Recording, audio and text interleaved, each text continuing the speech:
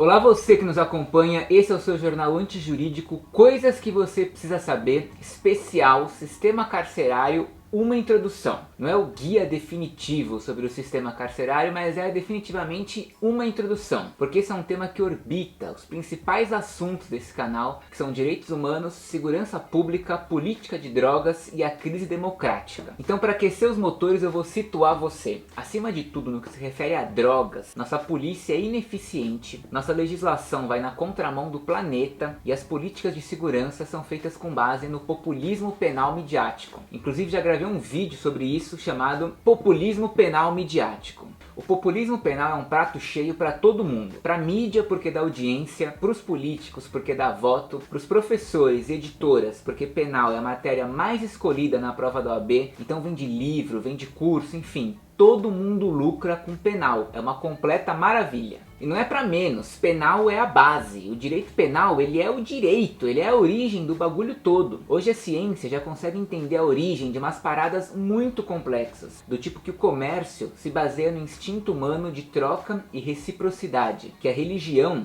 se baseia no instinto humano de coesão social, e que o direito se baseia no instinto humano de seguir regras e punir transgressores. Por isso que quanto mais antigo um código, mais completa e detalhada é a sua parte penal. Não civil, não tributário, constitucional, penal. O ponto central das legislações mais arcaicas sempre foi a ruptura da norma. Ou seja, o que fazer quando alguém faz merda. O que nos remete àquela máxima: a lei cria o direito ao criar o delito. Em outras palavras, por exemplo, o conceito de roubo ele foi criado antes de se definir o conceito de propriedade. Dito tudo isso, vamos ao que interessa: sistema carcerário. A primeira coisa que você precisa saber é que a maioria dos presos são negros. E isso é racismo. A raça sempre influenciou a atuação da justiça, em especial justiça criminal, que historicamente não serve tão somente para punir e prevenir a criminalidade, mas para gerir e controlar a população negra. E isso principalmente no que se refere aos crimes de drogas. Os brancos são raramente presos e quando são comprovadamente tratados de modo mais favorável em todas as fases do processo, incluindo os acordos de transação penal, as penas alternativas e as próprias sentenças. Historicamente, e isso não é só no Brasil não, raça e classe sempre determinam o tipo de julgamento que você vai receber. Na verdade, não só o julgamento, mas influenciam tudo. Influenciam as chances de você ser parado pela polícia, o tipo de abordagem que você vai receber da polícia e, por fim, qual sentença que o juiz vai meter na tua cabeça. Uma análise, ainda que superficial, dessas paradas já faz você concluir o que Walter Benjamin concluiu lá atrás. A tradição dos oprimidos nos ensina que o estado de exceção em que vivemos é, na verdade, a regra geral. Temos a terceira maior população carcerária do planeta confinada em um sistema superlotado. Não é nem que está lotado, está superlotado. Na região norte, os presídios têm em média 3 vezes mais presos do que podem suportar. No nordeste, mais da metade dos presídios sequer tem assistência médica. No Brasil todo, quase 90% dos presos não estão envolvidos com qualquer tipo de atividade educacional. E quase 40% sequer foi condenado. E dentro desses 40%, mais ou menos 50% ou serão inocentados ou vão receber uma pena inferior ao tempo que o cara ficou esperando o julgamento, sacou? E tem mais, os mandados de prisão não cumpridos superam o número de vagas nos presídios. Isso significa que se hoje a gente soltar todos os presos e só prender as pessoas com mandados de prisão, a gente fica com superlotação carcerária de novo. Nos presídios, além de não ter como estudar, não ter como trabalhar, não ter como fazer porra nenhuma, tem ainda a questão da hipermedicalização dos detentos, que é uma das formas de controle social dentro dos presídios menos debatida na atualidade. Dados levantados pela Pastoral Carcerária já revelaram que há uma administração excessiva de remédios nos presídios. Muitos presos tomam remédios diariamente sem sequer saber o que estão tomando e sem qualquer tipo de avaliação médica ou relatório psiquiátrico. Fora isso, há atualmente estudos mundo afora sobre os impactos psicológicos da prisão. Ou seja, como que o convívio diário com a violência, com medo, com rotinas impostas transformam a personalidade das pessoas. E não para melhor. Muito pelo contrário, ocorre um processo de adaptação chamado prisionização, que faz com que os detentos desenvolvam traços de personalidade institucionalizados, como desconfiar de tudo e de todos, dificuldade de se relacionar, dificuldade de tomar decisões. Resumindo, quanto mais tempo preso, mais difícil é a reintegração na sociedade. Como se não bastasse, há também pesquisas que demonstram um efeito negativo de prender pessoas, não só nas pessoas que estão presas, mas nos guardas e na comunidade toda que vive ao redor. No meio desse balaio todo existe ainda um vácuo de informações.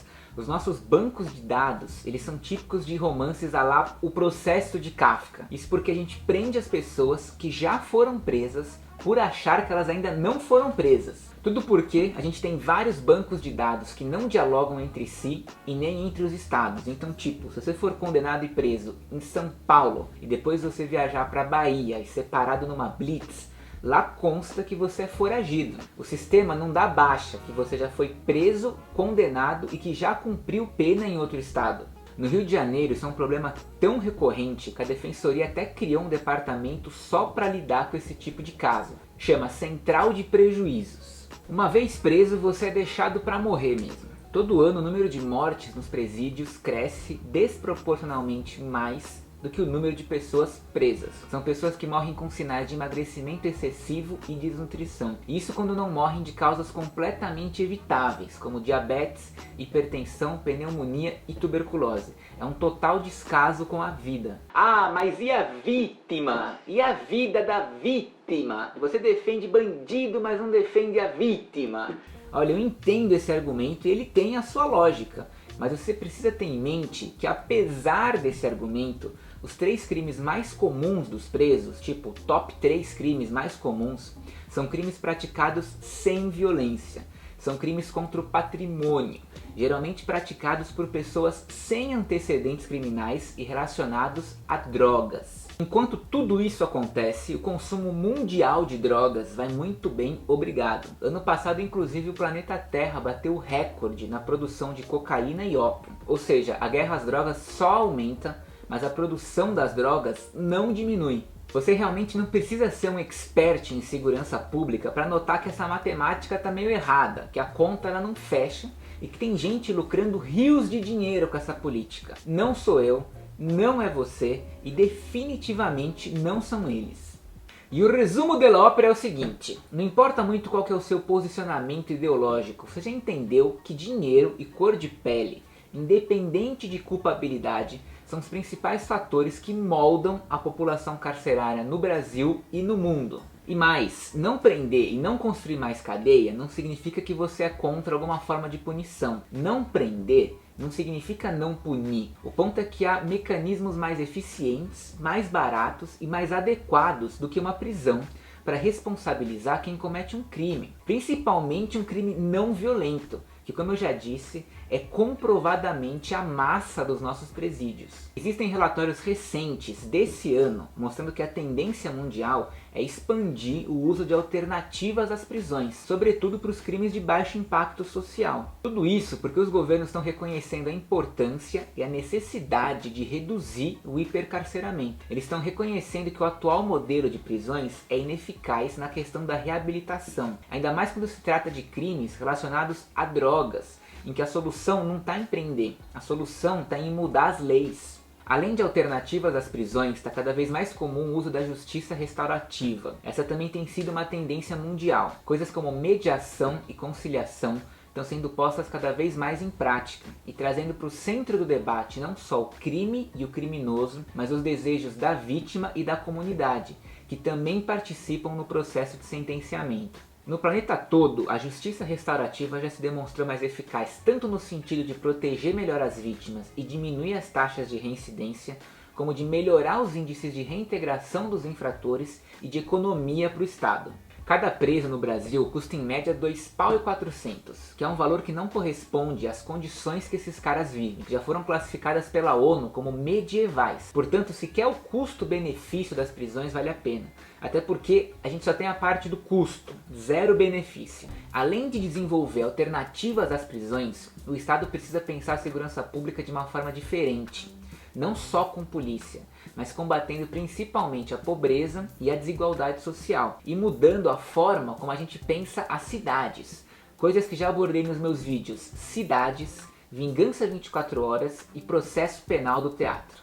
E no mais, eu queria terminar o vídeo de hoje com a indicação de 2 livros. O primeiro é um clássico dos clássicos, é esse livro aqui, ó. Dependendo da droga que você estiver usando, você pode chamar ele de Viajar e Punir. É um livro do Foucault sobre o nascimento das prisões. Então, se você gostou do vídeo de hoje e quer se aprofundar nesse assunto, esse livro é um excelente ponto de partida, além de ser um clássico. E o segundo livro é esse aqui, é o da Juliana Borges, O que é Encarceramento em Massa. Como o título já diz, esse livro tem tudo a ver com esse vídeo. Como vocês podem ver, é um livro que ele é, comparado aos outros, pequeno de tamanho. E além disso, ele é um livro de uma leitura muito fácil. Então é um livro para você deixar na mochila, na bolsa, ler no metrô, no ônibus, que você mata ele em uma semana você leu isso aqui, cara. E mais, esse livro faz parte de uma coleção, que é essa coleção aqui, chamada Feminismos Plurais, que tem também os livros da Joyce e da Djamila, O que é Lugar de Fala e O que é Empoderamento. Esses livros fazem parte dessa coleção que é só de autoras negras. Tem também alguns autores homens negros, mas essencialmente autoras negras.